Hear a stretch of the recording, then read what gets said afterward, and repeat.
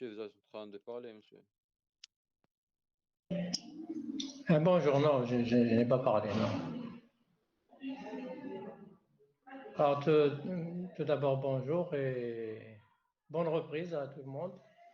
J'espère que le son arrive correctement. Est-ce que vous m'entendez? Oui, monsieur. Ça, merci. Alors, aujourd'hui, nous allons commencer un nouveau cours qui est donc Computer Vision ou bien vision artificielle ou vision par ordinateur. Bon, vous trouverez les deux termes en français ou bien Computer Vision en anglais. Aujourd'hui, bon, je vous ai déjà envoyé le programme. Bon, je ne vais pas le visualiser, vous l'avez, format texte. Alors, tout d'abord, nous allons commencer par une introduction aujourd'hui. Je vais vous dire pourquoi après. Après, il y aura un chapitre 0 qui va concerner le descripteur SIFT et nous allons faire des applications. Je sais que vous n'avez pas fait ça. Après, nous allons voir le modèle de caméra, comment calibrer une caméra, comment retrouver, bien sûr, pour retrouver la troisième dimension. Bon, je m'excuse, comme je suis au bureau, il y a au niveau du secrétariat, les secrétaires sont en train de parler à haute voix, donc je ne peux pas leur demander de se taire, hein, c'est en droit. Bon, ça veut dire que il y a toujours un bruit que vous allez entendre. Je disais que il y aura donc après la reconstruction 3D à partir des systèmes gyroscopiques et en utilisant différentes techniques. Il y aura à la fin de la reconnaissance et applications, surtout avec ce que vous allez faire, bien sûr, sur le deep learning, nous allons bien sûr l'utiliser. Alors, je vous ai donné des références qui sont en free access, vous pouvez les retrouver sur le net. Ce sont les books,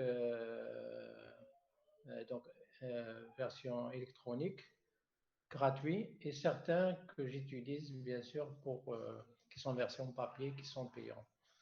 Voilà, grosso modo, ce qu'on va faire. Aujourd'hui, je vais quand même, parce que beaucoup de gens parlent de computer vision, mais il faut d'abord connaître l'historique pour connaître le présent et le futur. Et il ne faut pas, en tant que module de la spécialité, il faut le connaître à fond parce que vous savez que, par exemple, tout ce qui se fait aujourd'hui en termes de deep learning, machine learning, et ça a été fait, le précurseur c'était l'image. Hein. Toutes les applications, presque toutes, c'est-à-dire l'image, elle est présente et surtout computer vision. Et c'est un domaine qui attire beaucoup de chercheurs, beaucoup d'entreprises. Il est dans votre spécialité, il est important de connaître la base ou bien l'évolution et de connaître certains noms. Parce que ce n'est pas possible que un ingénieur en vision artificielle qui ne connaît pas David Marr, qui ne connaît pas Minsky, qui ne connaît pas différentes figures qui ont beaucoup apporté à la vision artificielle. Et je vous dirai après le pourquoi. Pourquoi c'est important de connaître cet historique. Alors, je vais commencer tout d'abord par parler un peu du passé. Hein. Alors, le passé, il faut savoir que le premier qui a étudié et qui a trouvé comment fonctionne la vision artificielle, c'est bien Hassan ibn Haytham. bon, qui est noté ou bien nommé Al-Hazan pour l'Occident. Moi-même, j'ai été surpris quand je suis parti faire ma thèse en France. Mon directeur de thèse m'a appelé, il m'a montré Larousse, hein, le dictionnaire Larousse, avec un extrait du livre de Manazir Ibn al-Haytham. Alors cet extrait, vous allez le retrouver sur le net pour vous dire que Hassan ibn al-Haytham, il a été le premier à avoir fait la chirurgie et avoir découvert comment fonctionne le système visuel humain. Et vous avez ici un extrait de son livre. Et ça, ce n'est pas moi qui l'a fait, c'est l'Occident qui atteste de ça. Et ils reconnaissent que ce savant musulman de la période de 900 et 1040, c'est lui qui a, qui a donné les premières explications, comment les yeux reçoivent le signal et comment ce signal est transmis vers le cerveau. Et voilà, ici, vous voyez ici,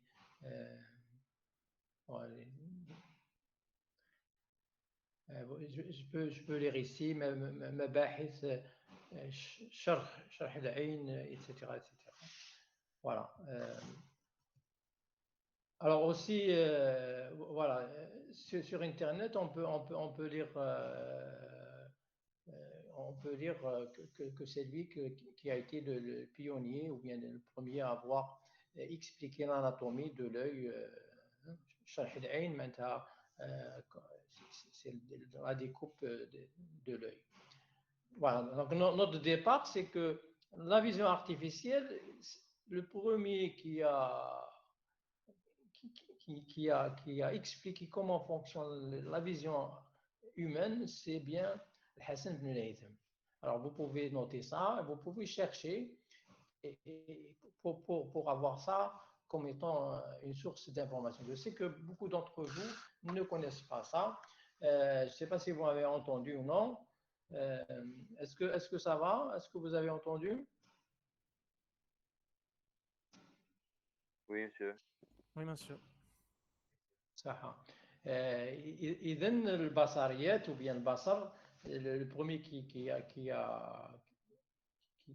émergé, qui a donné une explication, c'était ça.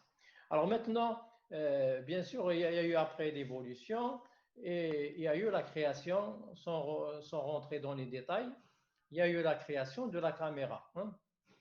Donc la caméra, on a pu créer une caméra, la chambre noire, vous pouvez lire ça. Donc, et vers les années 1800, il y a eu les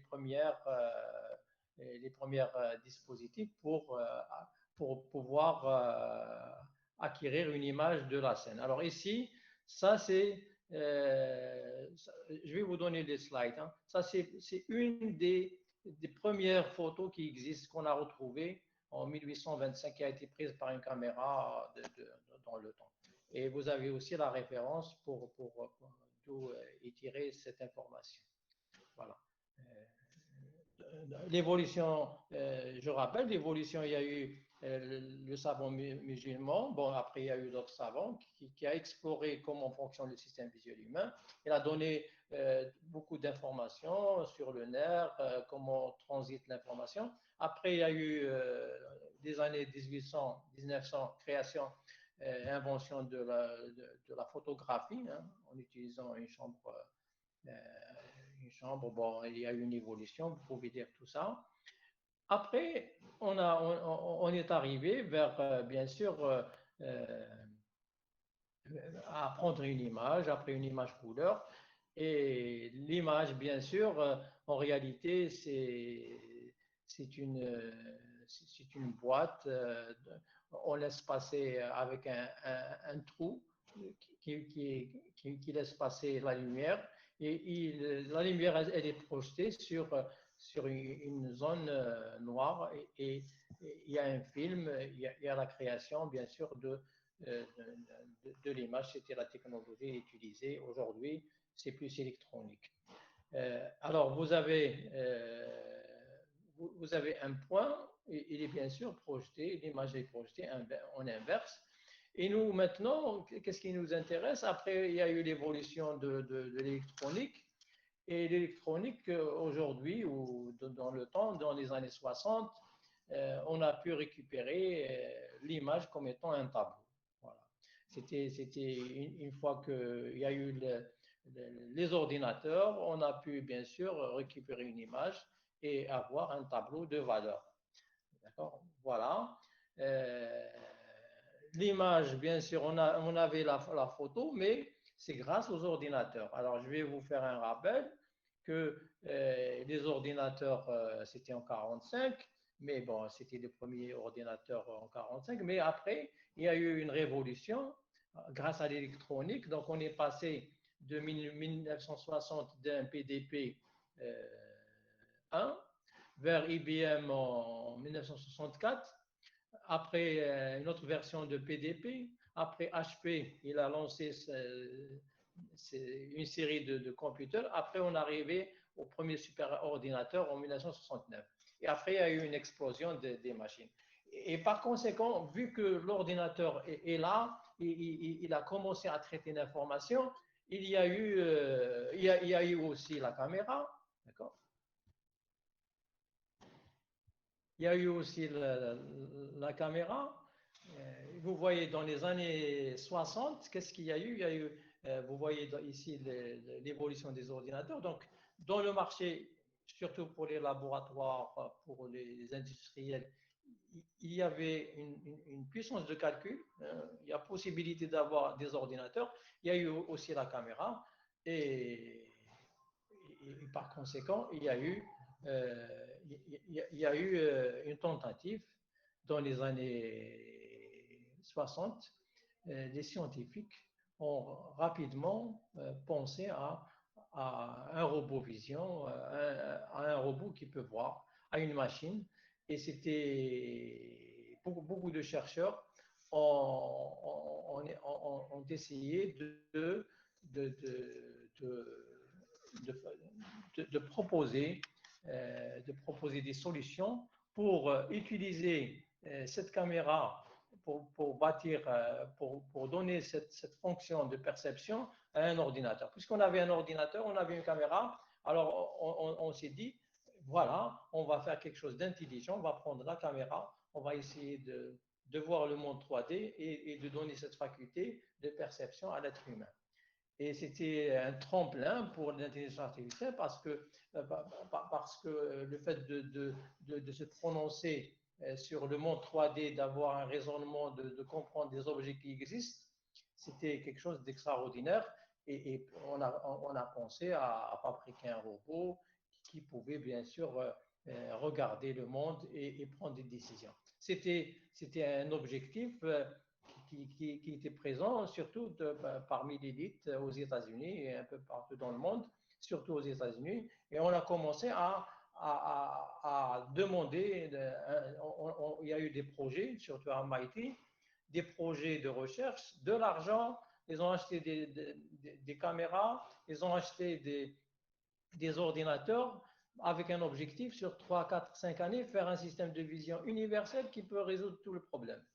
Et voici maintenant le premier qui a travaillé sur la vision artificielle, c'est Roberts. Si vous êtes connecté, vous pouvez rechercher. Bon, je vous ai donné le lien. Roberts LG, bon, on parle LG, Lawrence Gilman, c'est lui qui a travaillé sur la première thèse en computer vision, c'était Roberts. Alors, il a présenté une thèse pour la perception des objets 3D, très très simple, comme vous le voyez ici. Mais initialement le projet, ce n'était pas des objets polyédriques très simples, mais initialement, l'objectif, c'était de faire un système visuel qui allait comprendre tout type d'objets. Une année passée de travail, ils ont compris que réellement le problème était plus difficile et par conséquent la thèse qui a été initialement sur un sujet général, a été délimité et le sujet concernait directement les objets polyédriques avec peu de chevauchement. Alors ici, je vous donne le lien pour récupérer la thèse, pour lire le contenu en PDF. Bien sûr, ce n'est pas un PDF, mais ce sont des images scannées. Donc, je répète que le premier, puisqu'il y a eu cette révolution du numérique, des ordinateurs et du développement des caméras, on a commencé à travailler à MIT avec le lancement de différentes thèses. Alors, il faut dire que pour compléter cette information, ce travail des objets polyhydriques a été, malgré que c'était très très difficile, a été complété vers les années 71 par Klaus et Hoffman, qui ont essayé de donner de la sémantique aux objets polyhydriques en proposant un étiquetage des arêtes qui ont été extraites par les logiciels développés par Roberts. Et comme vous voyez ici, je vais agrandir, des étiquettes, ces flèches, moins et plus. Une arête, elle est étiquetée plus s'il s'agit d'une arête convexe, une arête est étiquetée moins s'il s'agit d'une arête concave, et une arête, elle est étiquetée flèche si bien sûr à gauche il y a une arête, une surface cachée. Voilà, ça c'était les systèmes qui ont été développés juste après Roberts, c'était une continuité. Voilà, ça c'était pour vous dire que comment on a commencé. On a commencé à essayer de résoudre tout le système, tout type d'objet, essayer de reconnaître. On a buté, on a été bloqué avec des objets simples. Les gens n'étaient même pas capables de reconnaître ces objets. Il fallait simplifier la nature des objets pour, bien sûr, pour arriver à trouver des algorithmes intelligents et qui comprennent ce type d'objet. Je ne sais pas, est-ce que vous êtes toujours là? Est-ce que vous m'écoutez ou non? Ça va? Oui, monsieur. Ça va. Et il faut m'arrêter s'il y a des questions. Oui, monsieur. Alors, très bien. Alors, ça c'est, il faut avoir en tête les noms, surtout Roberts. Roberts, c'est lui qui a fait la première thèse en vision artificielle. Vous avez sa thèse. Personne ne peut vous dire autre chose. Vous avez le lien, vous pouvez récupérer la thèse. Je l'ai sur machine, je ne peux pas vous l'envoyer, mais vous pouvez la récupérer. Alors, ça c'est uniquement une extension, parce que moi, quand je fais le cours en vision artificielle, d'habitude, j'explique tout ça, mais bon, je ne pense pas que je vais revenir sur ça.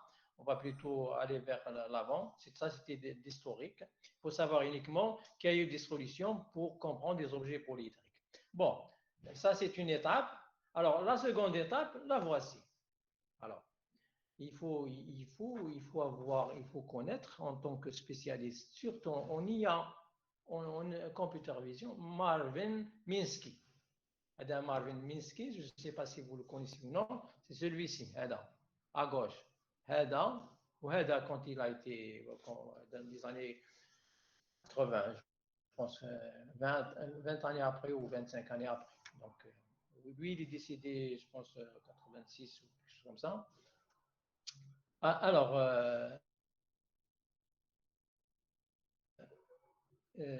et Seymour Papert, lui aussi, c'est un chercheur. Ils sont ensemble.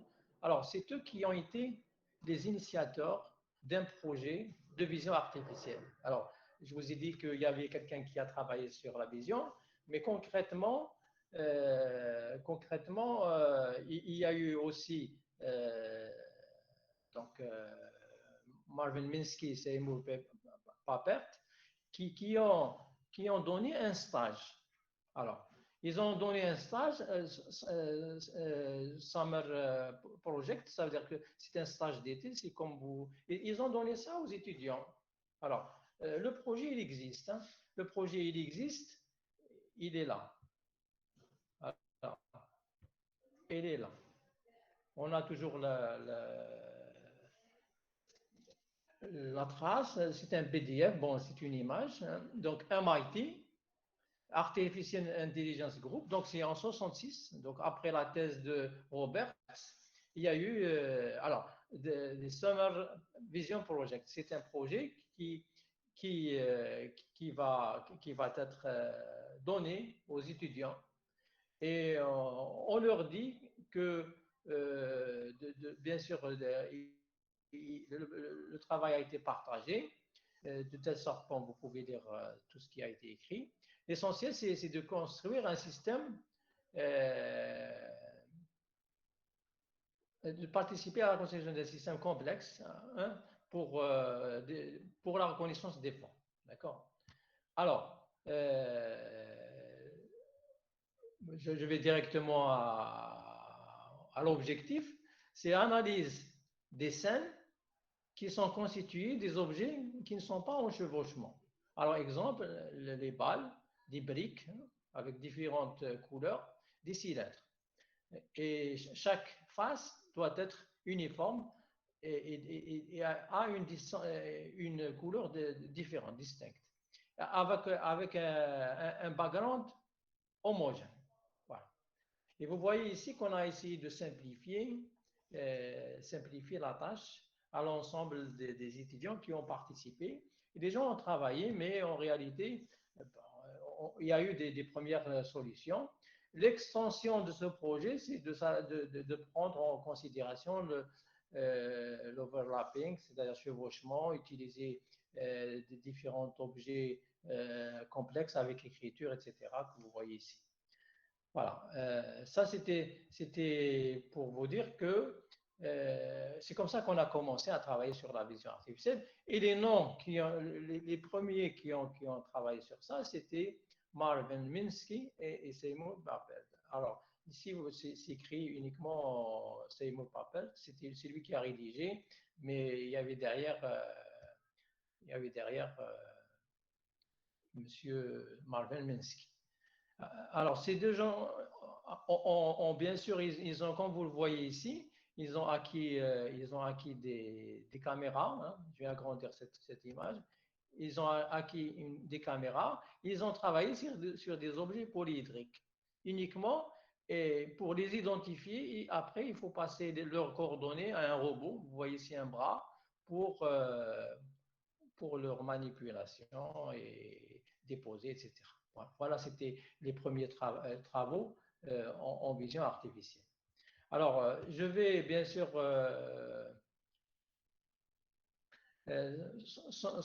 avant de passer à une vidéo qui va nous montrer comment les gens travaillaient dans les années 60 sur ce projet, j'attire votre attention que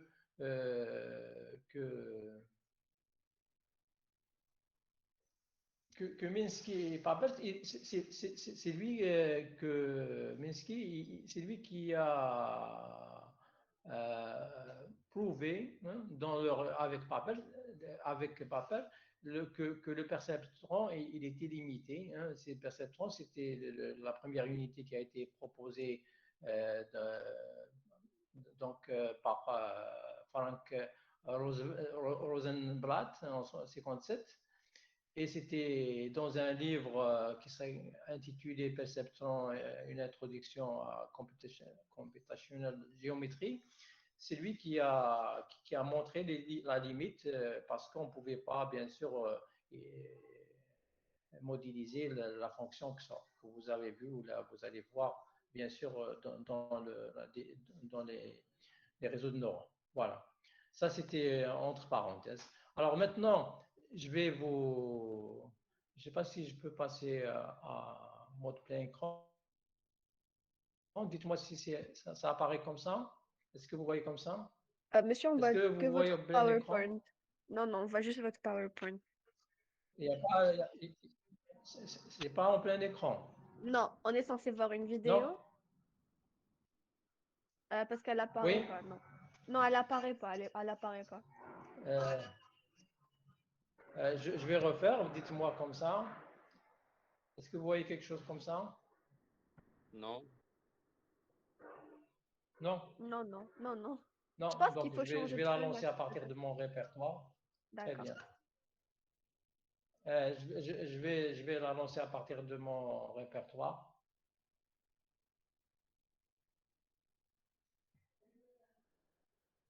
Alors, je vais, voilà.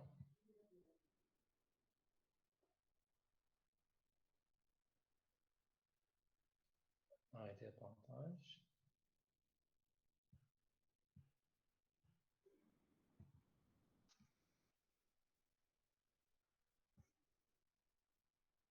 Je vais partager maintenant.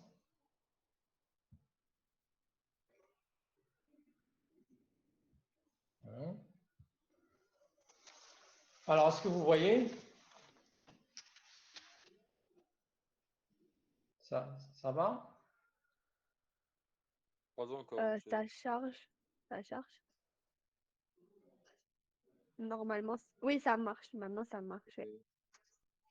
Ah, voilà, voilà. La vidéo, vous allez la retrouver sur Internet. Hein. Si vous ne la retrouvez pas, je vais vous la donner quand on fera un TP. Alors, c'est une des rares vidéos qui nous montre l'équipe dans les années 60, 60-70, l'équipe de Marvin Minsky lui-même qui va donner un cours. C'est lui-même aussi qui va chapeauter le projet. Je vais vous montrer quelques séquences, bien sûr, parce que même le son, il n'est pas très, très clair, mais vous allez voir au moins quelques images et aussi Minsky, Marvin Minsky donnait un cours et expliquer euh, comment, comment résoudre le problème des objets polyédriques, comment reconnaître un arc, comment localiser, etc. Voilà, alors, je vous laisse le son, je ne sais pas si c'est clair ou non.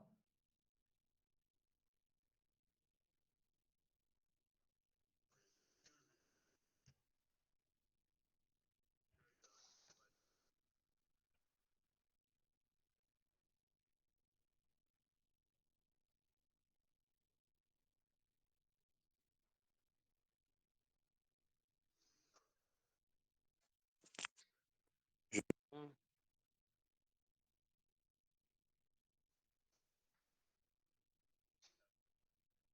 Monsieur, ça marche comme ça. Oui? Monsieur, Qu'est-ce qui je marche? vois, Écoute, je vois toujours. rien, monsieur. Non, monsieur. C'est un écran blanc. Vous voyez rien? Ah, c'est un écran Oui. blanc. Écoute, tu vois que dans. Non, Non, vous voyez pas. non, monsieur, on ne voit pas. Ah, problème. Même le son, on ne peut pas entendre, monsieur. Alors, خلينا من le son. Est-ce que vous voyez l'image? Parce que le son Non, non, on ne peut pas voir l'image non plus. Non, c'est Oh. blanc. Ça, je vais la lire avec un autre lecteur. Donc, je vais lire avec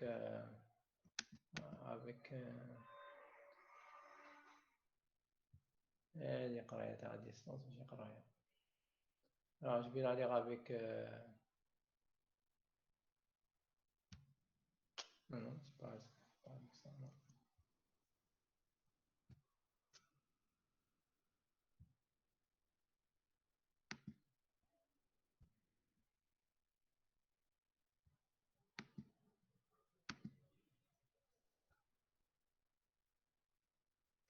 Alors, je vais la lire avec VLC. Peut-être que ça va apparaître.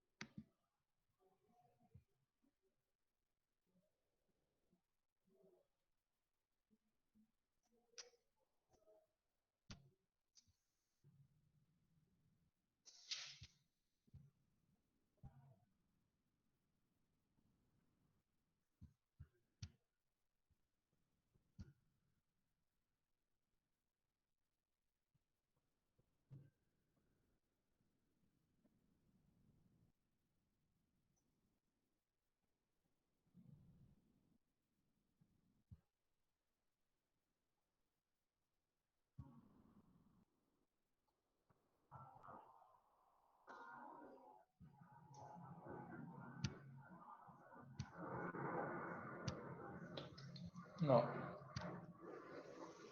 Non, je ne sais pas comment faire. Je pense qu'il faut partager l'écran, non pas la fenêtre.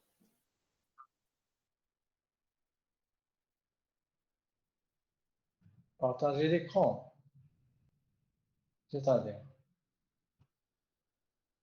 C'est-à-dire partager l'écran. Partager l'écran, tout l'écran, et non pas la fenêtre, le logiciel.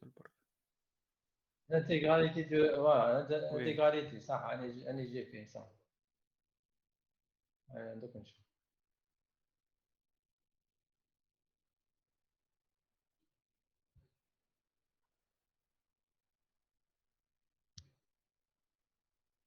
ça, يعطيني فما.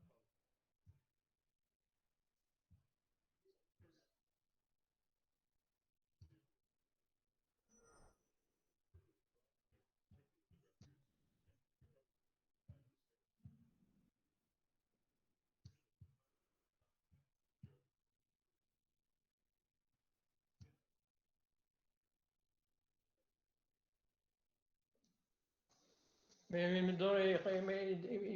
souhaite partager le contenu. Oui, oui. Il ne donne pas à partager. Intégral annulé. Est-ce que vous voyez comme ça? Non, Non, monsieur. monsieur. Hein? Non. Non. Vous voyez pas? Eh bien, attendez, j'ai fait partager l'écran, il ne veut pas. Monsieur, est-ce que cette vidéo est disponible sur YouTube? Comme ça, on pourra tous ouvrir le même lien et regarder avec vous. Comme ça, Ah, on aura tous accès. je n'ai Ah, pas. سنعاود نشوف.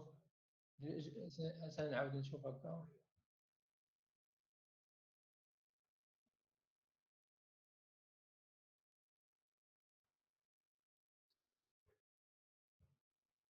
هكذا تشوفوا. Est-ce que vous voyez comme ça? Euh, on voit le mythe avec derrière. Oui, comme ça vous avez partagé tout كاش. l'écran. Lancez juste la vidéo, je pense. بصح بصح لا فيديو ما تجيش. ندير لكم بروبليم. بون. مشكلة. Parce que moi j'ai beaucoup de vidéos à vous montrer. Dans ce cas,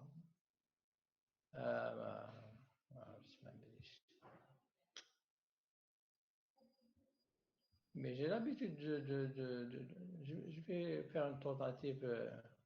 J'ai l'habitude de partager.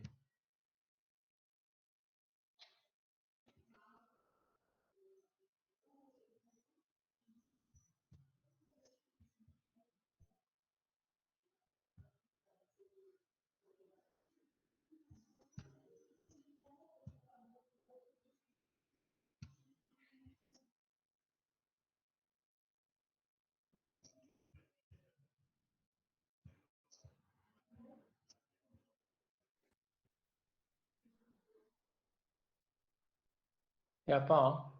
C'est noir. et c'est blanc, oui, on voit pas les images en fait. Non, ça. Alors peut-être parce que quand j'ai partagé, il n'était pas en marche. Monsieur, la vidéo, elle est disponible sur YouTube. Si vous pouvez partager votre écran. Elle est disponible. Elle est disponible, mais j'ai pas le lien. Ah, c'est toi. Oui, je crois que je viens d'envoyer, enfin, je viens d'envoyer un lien. Je sais pas si c'est la même.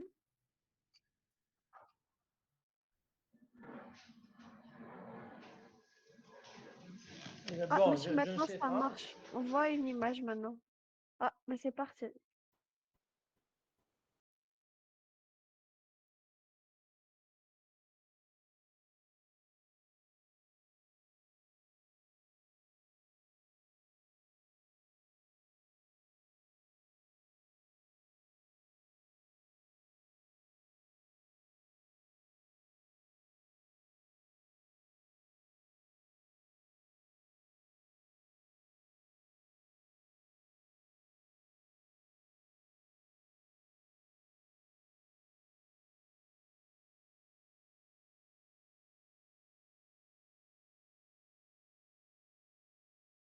Est-ce que vous voyez comme ça?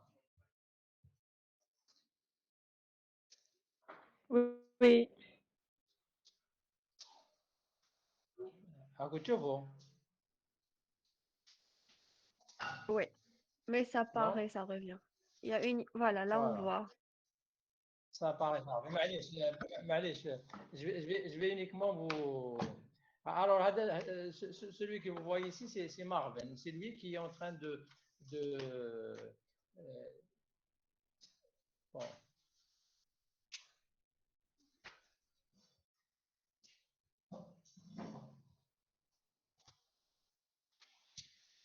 Voilà, ici, il commence à faire son cours. Je ne sais pas, c'est ça. Voilà. Il commence à faire son cours pour montrer comment regarder à partir d'une caméra, regarder et essayer de reconnaître des objets polyédriques. Alors, il fait comme ça un raisonnement par graphe. Il utilise comme vous voyez, des graphes et de la sémantique pour essayer de dire que tel objet est au-dessus d'un autre, etc., pour, pour reconnaître les objets.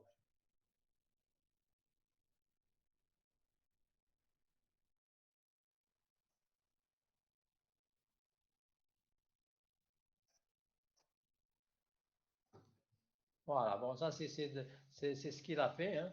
Je vais un peu. Alors après, je vais vous montrer maintenant le système qui a été développé sur l'ordinateur de l'époque des années 60. Euh, Maintenant, il explique comment les programmes ont été faits et comment il recherche les contours. Hein. Donc, vous voyez ici le texte. Il commence à trouver la frontière de deux régions. Et bon, après, ils essaient de trouver le contour fermé.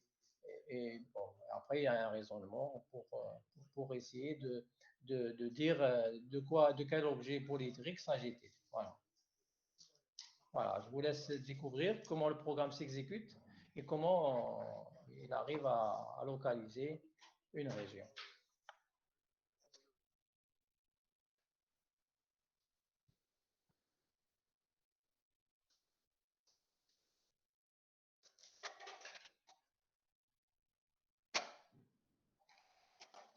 Voilà.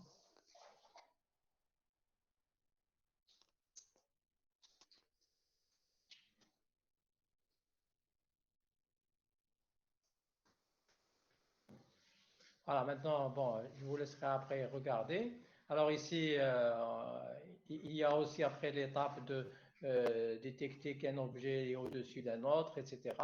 Voilà, donc tout ce qui a été fait pour ce projet. Hein. Voilà. Après, il y a la saisie des objets en utilisant un robot manipulateur, un bras manipulateur pour pouvoir saisir des objets.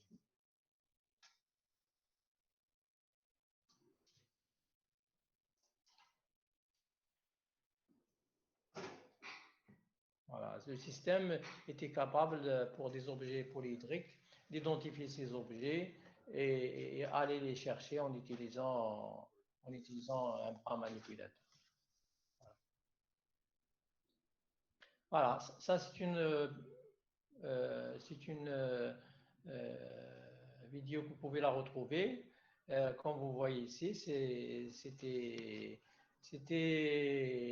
le travail a été bien sûr supervisé par Winston, hein, qui est un pionnier de l'intelligence artificielle, et Berthold Horn, qui a aussi travaillé sur la vision et la robotique. Voilà, ça c'était maintenant une étape. Hein. C'était une étape. Je vais, voilà, j'ai arrêté la présentation. Est-ce que vous avez des questions? Est-ce que vous avez vu? Est-ce que vous avez compris quelque chose? Monsieur, ils ont dû programmer ça comme... Enfin, je veux dire, ils ont fait ça comment Oui. exactement?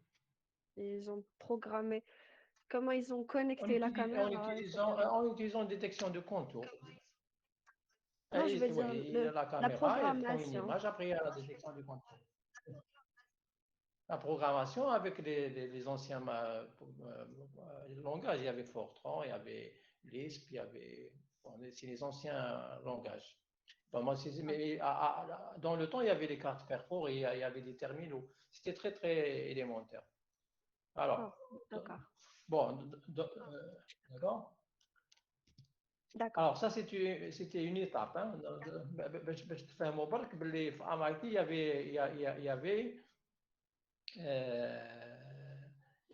il y avait un début et le projet Summer Work, il a sous-estimé le challenge de computer vision pour s'attaquer à des problèmes, à des objets quelconques. Alors on est resté jusqu'à 70 dans les mais 60-70, on est resté dans les objets polyédriques. Maintenant, il faut retenir les noms. Les noms, donc les noms, vous avez Marvin Minsky, Seymour Papert, et vous avez aussi L.J. Roberts. Voilà. Pour avoir des repères en computer vision. Après, vous pouvez, dans l'historique, vous pouvez lire que vous voulez. Après, il y a eu les années 70. Voilà. Les années 70, il y a eu un British neuroscientist and psychologist, c'est David Marr. Alors, David Marr, lui, qu'est-ce qu'il a fait? Il a essayé d'intégrer les résultats de la psychologie, physiologie et d'intelligence artificielle pour proposer un nouveau modèle. Un nouveau modèle ou bien un modèle de la vision artificielle. Aujourd'hui, il n'existe que ce modèle. C'est le modèle de David Marr. Pour le dommage, parce qu'il est décédé en étant jeune, en 1980, à l'âge de 35 ans. Mais lui, que vous voyez à Naya, lui, il a apporté un modèle que tout le monde gravite autour. C'est le modèle de David Marr. David Marr, c'est un nom très important. Et aujourd'hui, même les nouvelles méthodes basées des approches neuronales, la compréhension du cerveau, reviennent tous vers David Marr. Je n'ai pas ici le lien, mais je peux vous donner un lien pour les récents travaux des conférences à MIT, les récents travaux sur le fonctionnement du cerveau, la compréhension du cerveau, ils font référence à David Marr. Ce David Marr, il reste encore. C'est un modèle très, très solide. Nous n'allons pas l'étudier parce que c'est tout un monde, c'est un livre, mais on peut prendre l'avis de Thomas Poggio, qui est un de ses collègues. Alors, il a parlé de son approche, ou approche informatique, computationnelle approche, pour dire que c'est lui qui a posé les fondements de la compréhension biologique du système visuel humain. Alors bien sûr, lui, quand il vous propose un schéma comment résoudre le problème de la vision artificielle, il a essayé de voir comment notre système visuel humain fonctionne. Parce que nous avons une preuve, nous avons un modèle qui fonctionne. Pour lui, c'est comme Hassan Ben Haytham, il a dit on va essayer de comprendre et de copier le système imité pour avoir un système mimique. Voilà. Et bien sûr, il y a eu des propositions en fonction des résultats de neurophysiologie, des résultats de la compréhension du système visuel humain, qui ont été faits par d'autres personnes, bien sûr. Entre autres, je vais vous citer Jules, qu'on va voir juste après. Alors, son modèle, bien sûr, il a un livre que vous pouvez télécharger et lire. Il est gratuit. Il y a 3 modèles, 3 levels, low level, intermediate level et high level. Dans le premier, il essaie de récupérer des informations de base, comme l'intensité, le contour, etc. Et puis après, dans le niveau intermédiaire, il essaye de représenter les données et de comprendre, par exemple, joindre les contours, fermer les surfaces, etc. Après, il y a le niveau 3D, high level, c'est pour essayer d'identifier ce qu'on est en train de voir à partir d'un modèle 3D. Alors, vous avez, par exemple, pour un être humain, il fait une représentation en cylindre généralisée. Il a beaucoup de solutions, beaucoup de propositions pour résoudre le problème de la vision artificielle. Bien sûr, c'est basé sur la perception humaine. Voilà. Donc ça, c'était une étape. Dans les années 70, il y avait aussi, toujours dans les 70, il y avait David Marr, il y avait Jules. Alors Jules, c'est lui qui a créé, il créa ce qu'on appelle les stéréogrammes de points aléatoires. Hein. Alors, est-ce que vous m'entendez toujours? Est-ce que vous êtes là? Oui, monsieur. Oui, monsieur. Puisqu'il n'y a pas de questions, je m'inquiète. Alors, Jules, il a bien sûr travaillé sur le fonctionnement du système visuel humain. Lui, il a trouvé que si vous montrez, si vous fabriquez ce qu'on appelle des points aléatoires, vous les mettez dans deux images et vous prenez des lunettes de telle sorte qui sont fabriquées spécialement pour ça, et vous allez regarder chaque image par l'œil correspondant. Exemple, l'image droite par l'œil droit, l'image gauche par l'œil gauche. Vous allez, après un certain moment, vous allez fusionner les deux images et vous allez regarder la 3D. Alors, regarder la 3D, ça veut dire quoi? Ça veut dire, nous, en réalité, quand on regarde le monde 3D, nous avons deux images qui sont projetées. Ces deux images, elles sont après envoyées vers le cerveau et on a une sensation de la profondeur. Lui, qu'est-ce qu'il a dit? Il a dit, moi, je vais fabriquer des images et je vais mettre ici, je vais essayer de mettre des outils pour savoir est-ce que notre cerveau fonctionne en fonction de ça. Est-ce qu'il arrive à trouver la profondeur en utilisant ça? Alors, concrètement, je ne sais pas, peut-être que vous n'allez pas comprendre à 100%. Alors, qu'est-ce qu'il a fait? Vous n'êtes pas devant moi parce que sinon j'aurais fait des tests. Alors, il a pris un carré ici. Le même carré, il l'a décalé. Ça veut dire quoi? Que notre cerveau, quand il va regarder les deux images, il va faire une mise en correspondance. Donc, il va voir un fond constitué de points noirs et blancs.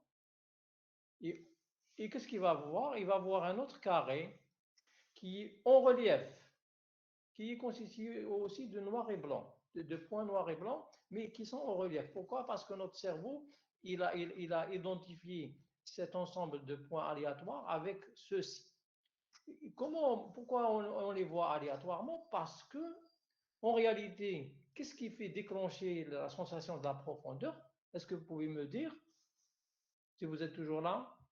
Pourquoi on sent la profondeur? Pourquoi? L'arrière-plan?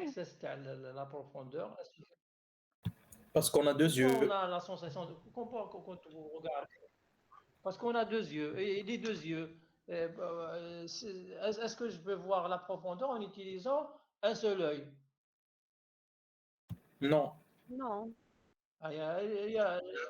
Non, pourquoi?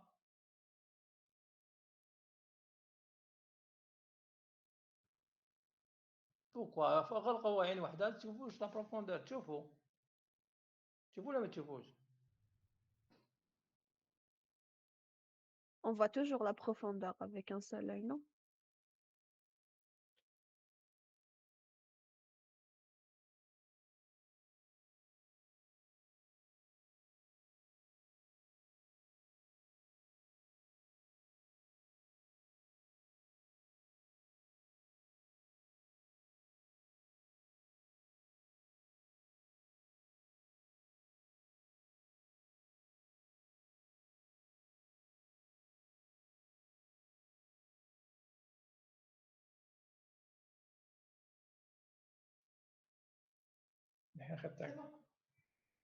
Ah.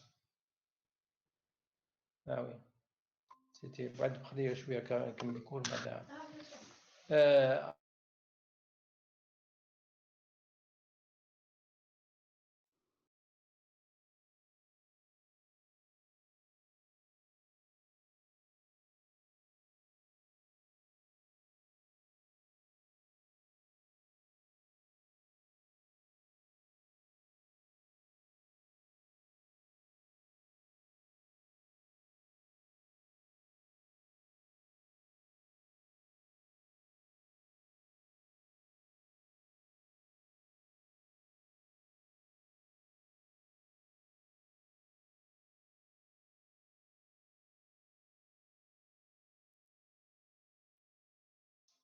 Ah, d'accord. Est-ce que vous êtes toujours là? Oui, monsieur. Oui. Est-ce que vous, pardon, j'ai été déconnecté. Est-ce qu'on peut voir la profondeur avec un seul œil?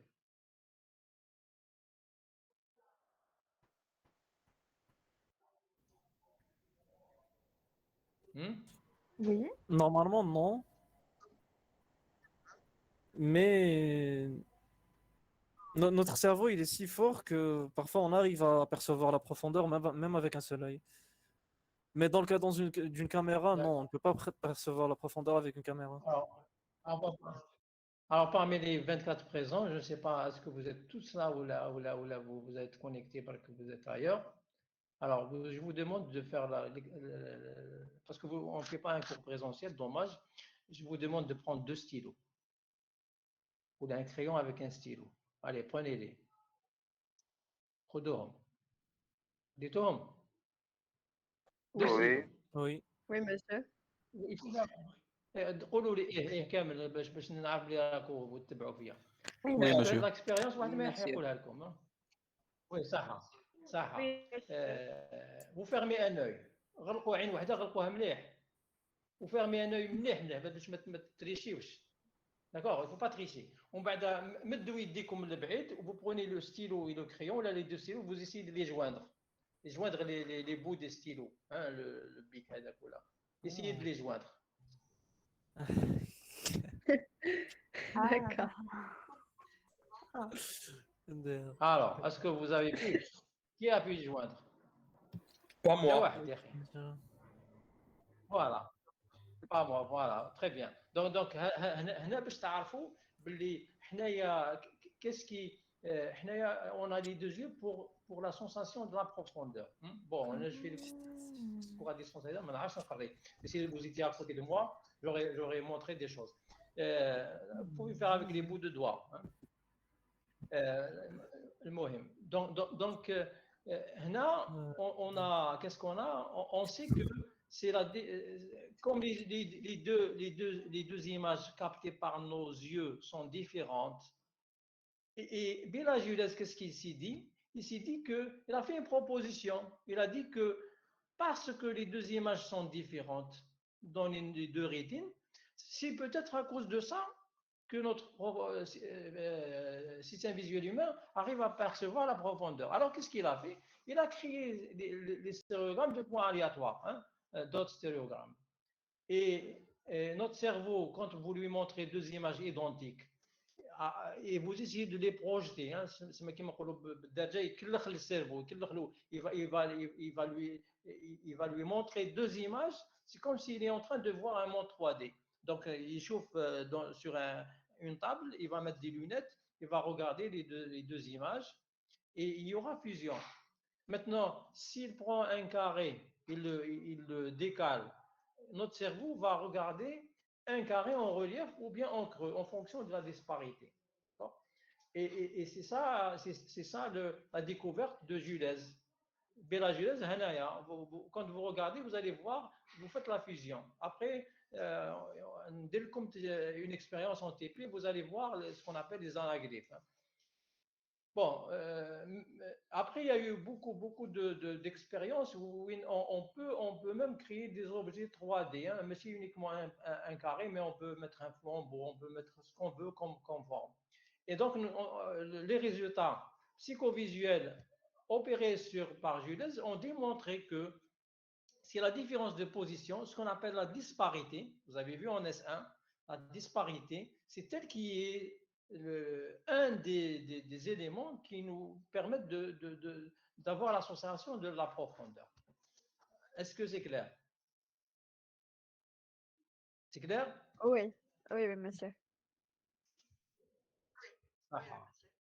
Ça, si vous êtes d'accord avec ça, juste après, on a commencé à créer des anaglyphes. Ça pour les anaglyphes.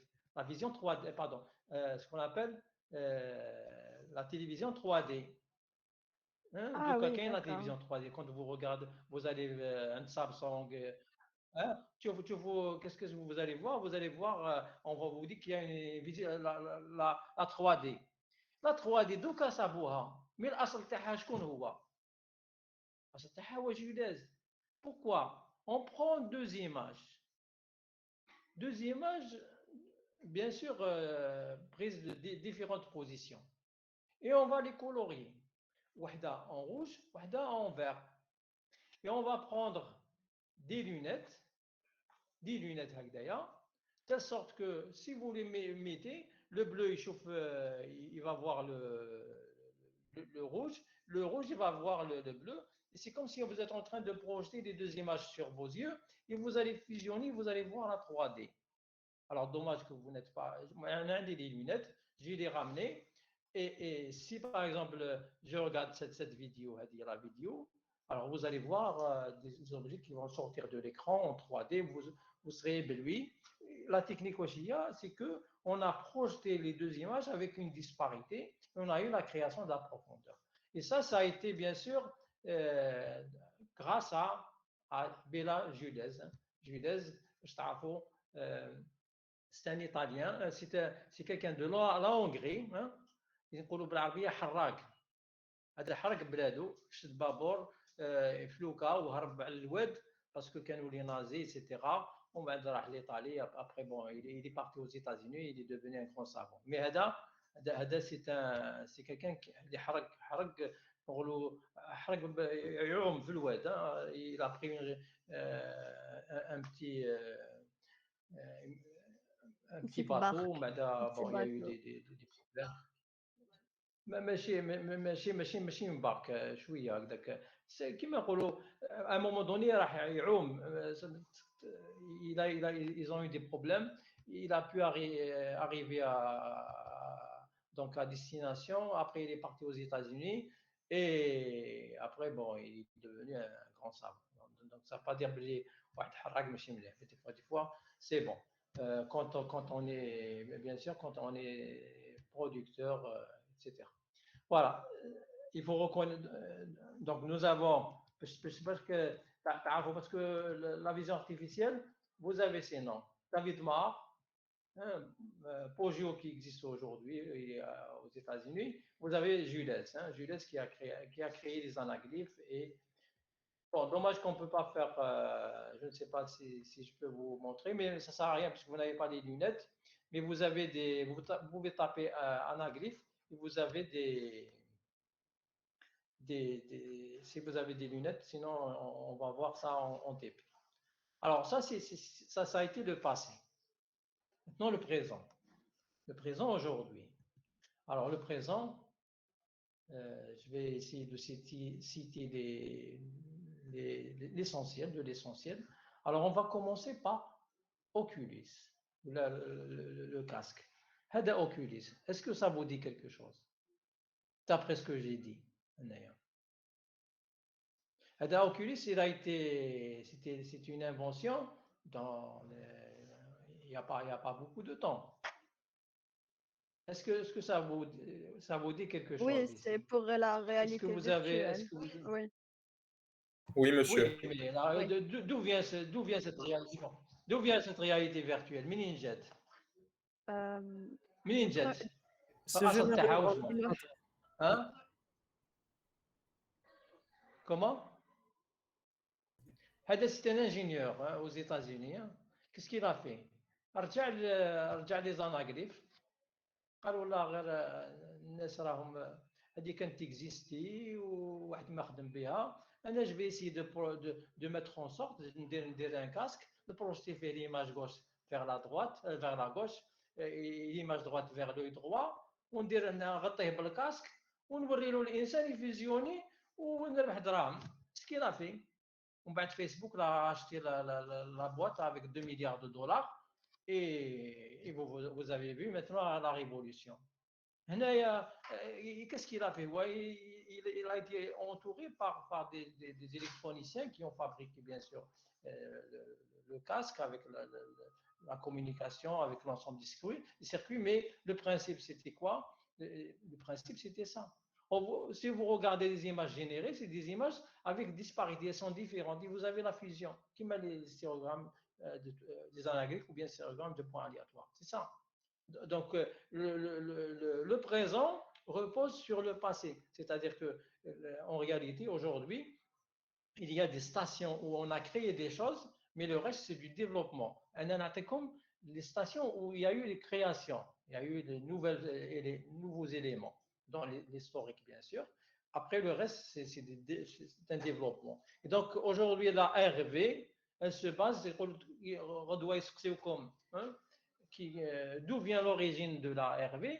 C'est la stéréovision, c'est Bela Judas, c'est les anaglyphes, Adouma. L'origine, c'est ça, c'est la disparité. C'est la disparité qui a fait que aujourd'hui on est avec. Voilà.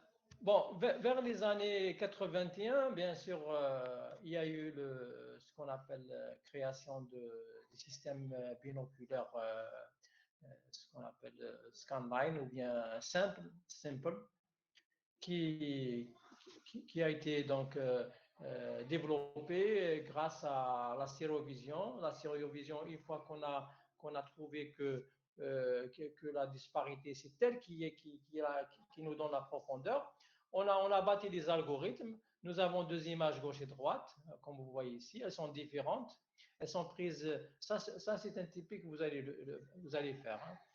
Ces deux images qui sont décalées par une caméra qui se déplace horizontalement. Et par conséquent, vous avez des images où chaque primitive, elle est décalée. Comme vous voyez ici la lampe, ici elle est au-dessus de la tête, ici elle est un peu éloignée. Alors, et bien sûr, pour résoudre le problème, qu'est-ce qu'on fait? On prend n'importe quelle primitive, toute primitive détectable, on va la repérer sur l'image gauche, et après on va essayer de la retrouver sur l'image droite, et on a une disparité, c'est la disparité métrique. Alors cette disparité, on va après calculer ce qu'on appelle la map 3D, c'est la map de profondeur. Alors bien sûr, cette disparité, elle est basée sur la différence de position dans l'image. Comme vous voyez ici, P et Q, avec P et Q, elles ont des disparités différentes. P est les plus proches par rapport à Q.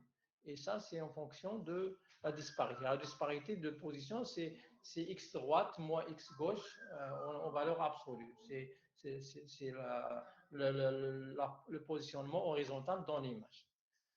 Donc ça a été vers les années 80.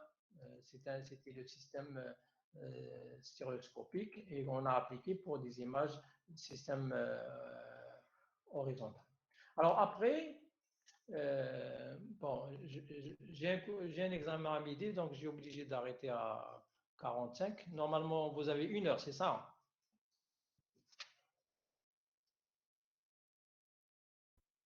Vous voulez dire 1 heure de cours? Comment? Qu'est-ce que vous voulez Normalement, dire? vous avez ouais, vous n'avez aucune idée, oui. C'est-à-dire que dans l'emploi du temps à distance, les séances, c'est 1 heure, c'est ça? Mais moi, je vais faire pas plus. Je vais essayer de rajouter On peut encore faire 1 1h30, heure. monsieur. Oui, on peut aller jusqu'à midi, hein, parce qu'on a un examen à midi. D'accord? D'accord, très bien. Alors ensuite, donc ce sont des stations importantes. Hein. Donc 81, c'était le système, c'était la stéréovision. En 92, c'était la structure à partir du mouvement. Alors là, je suis obligé de vous montrer la vidéo. Alors la vidéo.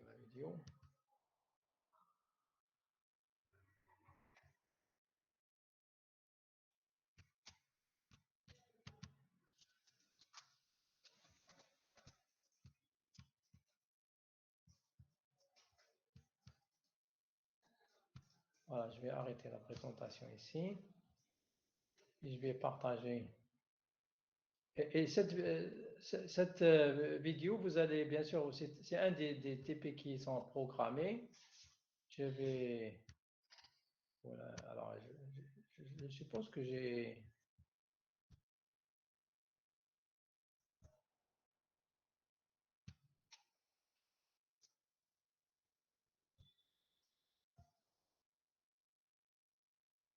Voilà. Est-ce que elle est lisible? Oui, oui. Oui, voilà. Alors regardez ici, c'est la structure à partir du mouvement. Je vous laisse découvrir. Ah, bon, elle est, elle est normalement explicative. Voilà, vous prenez une caméra, vous prenez plusieurs vues. Une fois que vous avez pris plusieurs vues, vous allez bien sûr reconstruire le monde 3D. Alors, la deuxième étape, c'est d'identifier les points importants. C'est SIFT que nous allons voir. Après, on va faire la correspondance des points en utilisant des méthodes qui existent, qui sont implémentées dans OpenCV. Donc, une fois qu'on a fait ça, on peut retrouver le modèle 3D et le positionnement, bien sûr, des caméras et retrouver l'intersection des rayons de projection et construire les données qui ont été matchées, qui ont été appariées pour avoir un nuage de points. Alors, exemple, ici, vous avez ce nuage de points qui a été, et vous avez tout autour ici, tout autour, vous avez les caméras, hein, les positionnements des caméras qui ont été utilisés pour la prise de vue. Bon, une fois que vous avez le nuage de points, vous pouvez l'habiller avec la texture. La texture, on la prélève de l'image pour avoir le monde 3D qu'on a construit à partir de différentes vues. Ça peut être aussi de différentes caméras. C'est-à-dire que si vos camarades sont partis prendre des images de la même scène, vous pouvez reconstruire ça. Voilà, et après, vous avez ça. Donc ça, c'est fantastique comme outil. C'est grâce à SIFT et grâce bien sûr à la géométrie projective qui nous permet de donner le modèle 3D des caméras de la prise de vue, même en utilisant uniquement des correspondances. Voilà. Très bien. Donc, je vais arrêter cette présentation. Voilà. Je reviens vers nos slides. Alors,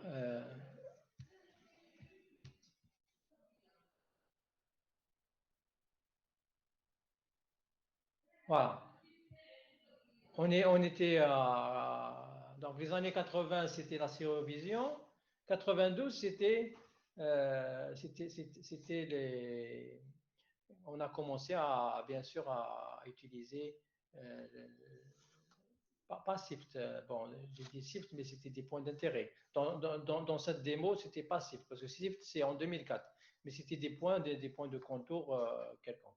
Alors, une nouvelle étape importante, c'était dans l'année 98. On a commencé par les CNN. Alors, c'est l'arrivée des CNN et il y a eu la première base, la dataset des caractères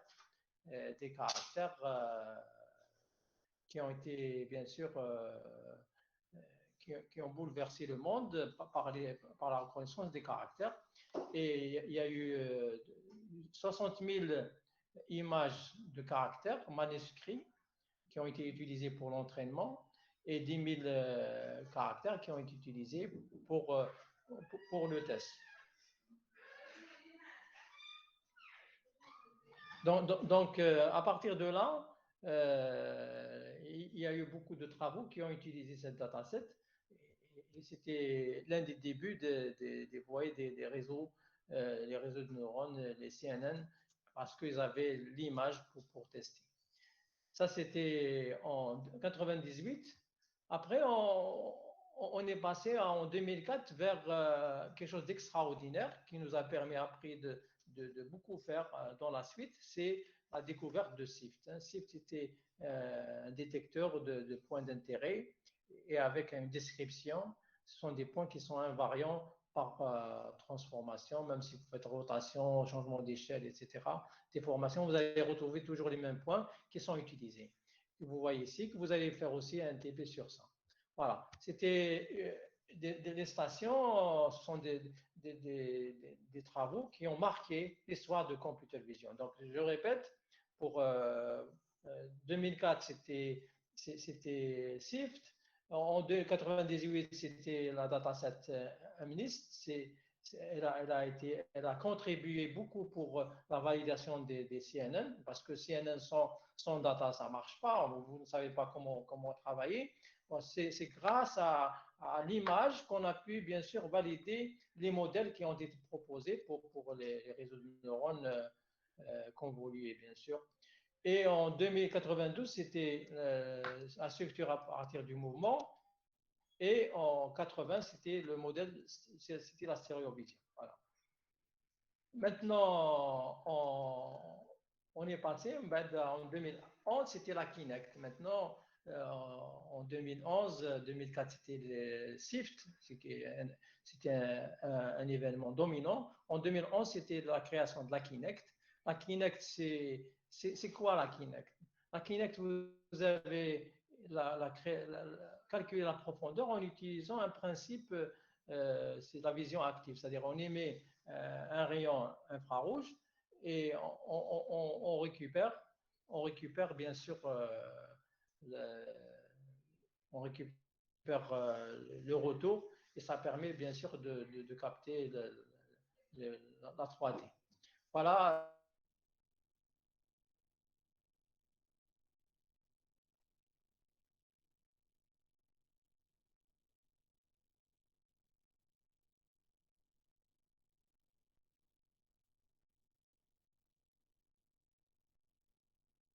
Ce qui a marqué. Et aujourd'hui, Xbox 360, c'était grâce à ce principe qui toujours repose sur le principe de la stéréovision, c'est la différence de position.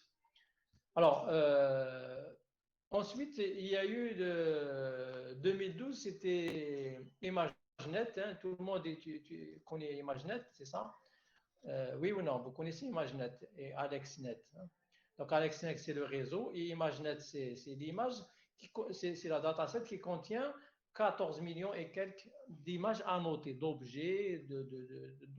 Et ça a été vraiment une révolution de tests pour l'ensemble des architectures des réseaux qui peuvent bien sûr faire une compétition sur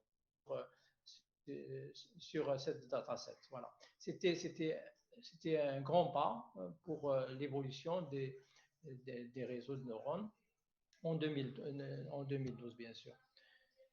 Et AlexNet, ça a été celui qui a bien sûr obtenu le bon taux de reconnaissance sur le challenge qui a été bien sûr dans les années 2012. Voilà. Ça c'était, et bien sûr, c'est grâce à la notation de combien de millions d'images. Parmi les dernières avancées, c'est ce qu'on appelle la segmentation sémantique. C'était en 2015-2017. Alors, 2015-2017, on est arrivé à faire de la segmentation et avec des classes d'objets. Donc, vous avez des algorithmes. J'ai la vidéo ici, mais bon, je ne pense pas que je pourrais. Alors, pour le futur, vous avez un ensemble de thématiques qui sont classées comme, bien sûr, d'actualité de futur. Tout le monde travaille sur ça. Alors, vous avez les voitures, les véhicules autonomes, vous avez les datasets, vous avez la reconnaissance d'objets, même si elle est très bien avancée. Vous avez la sémantique, pas segmentation, mais segmentation par instance. Vous avez la stéréovision avec multicaméra, vous avez le tracking d'objets, vous avez 3D scene analysis. Alors, il y a beaucoup d'applications. Je vais terminer, je ne sais pas ce que j'ai. Bon. Il y a des vidéos, après je vais vous les montrer en séance de cours. Alors, regardez ici, un des thématiques qui a aujourd'hui abordé, c'est comment reconnaître, hein, mesurer ce qu'on appelle le vital sign, ou bien c'est le battement du cœur, en utilisant une image, des images prises par une caméra. Alors, si vous prenez ici, je ne peux pas vous montrer en plein écran. En plein écran, j'ai plusieurs images bon, qui apparaissent et vous avez le cœur qui bat, il fait bouger les vêtements du bébé. Et à partir de là, on essaie de capturer l'état ou le signal cardiaque, par exemple. Ça, c'est un travail en cours. Hein. Donc, ça, c'est en santé. Puis, on a beaucoup d'applications, bien sûr. Et bon, c'est la fin. Bon, je vais essayer de vous montrer ça la prochaine fois quand on aura un cours en présence. Et comme ça, moi, je suis démuni, je ne peux pas vous faire les démos. Est-ce que ça a été clair? Est-ce que vous avez des questions? Merci, monsieur. Voilà, j'ai essayé de vous donner des noms, hein, les noms à Doumal et les événements. Donc, vous aurez le PDF pour avoir des jalons ولا نقولوا معالم باش تعرفوا لا كمبيوتر فيزيون وشنو هو ماشي كمبيوتر فيزيون تاخذ موديل اونتريني تدير له حاجه خلاص انا نعرف كمبيوتر فيزيون non. Vous savez qu'il faut bien comprendre les bases et pour bien comprendre ce qu'on est en train de faire. Des sérogrammes de points aléatoires, pourquoi ils ont été faits sans les programmer. On ne vous demande pas de revenir vers les premiers systèmes, mais il faut les connaître. Vous avez des jalons, vous avez des noms, vous pouvez à un moment donné, Marvin Minsky, vous allez savoir qu'est-ce qu'il a fait, etc., etc. Vous avez des noms, c'est des repères pour vous. Vous avez une culture en computer vision. Maintenant, après, on va aborder, bien sûr, on va apprendre la computer vision, on va apprendre à faire des choses, bien sûr. Alors, vous serez amené à faire des projets et peut-être vous allez beaucoup travailler avec moi. Bon, vous savez que, je ne sais pas si vous le savez ou non, moi, c'est ma spécialité, mais c'est pas autre chose. Moi, j'ai fait une thèse en vision artificielle. J'ai formé 11 enseignants qui sont et vos enseignants en vision artificielle. J'ai un background, donc j'aime bien cette spécialité. C'est le cours qui me va au mieux. Hein, d'accord, vous pouvez voir la page web TAI. C'est-à-dire, je suis très à l'aise avec ça. J'ai encadré une centaine d'étudiants qui sont tous partis mais bon, j'aime bien cette spécialité et j'aime aussi partager. Donc, j'aime bien que les gens travaillent. Ça me fait mal au cœur que tout ce que je connais, je n'arriverai pas à le partager avec vous ou là vous donner mes connaissances. D'accord? Donc, on va essayer de faire des TP. des TP qui يقولوا TP معناتها تخرجوا sur scène, تخرجوا الباب الزوار, vous prenez vos caméras, vous prenez des images, vous direz le matin, vous faites on va faire des images panoramiques, on va faire même des posters, etc. Vous allez faire des choses qui vont certainement vous aimer si vous avez choisi cette spécialité par amour, mais si vous êtes forcé. Mais si vous êtes forcé, il faut faire le devoir, il faut le faire. Bon, après, vous choisissez autre chose. Voilà, merci. Est-ce que vous avez des questions? Parce que j'ai un J'espère qu'on examen aura le maintenant à temps de midi, faire de l'ETP. rattrapage.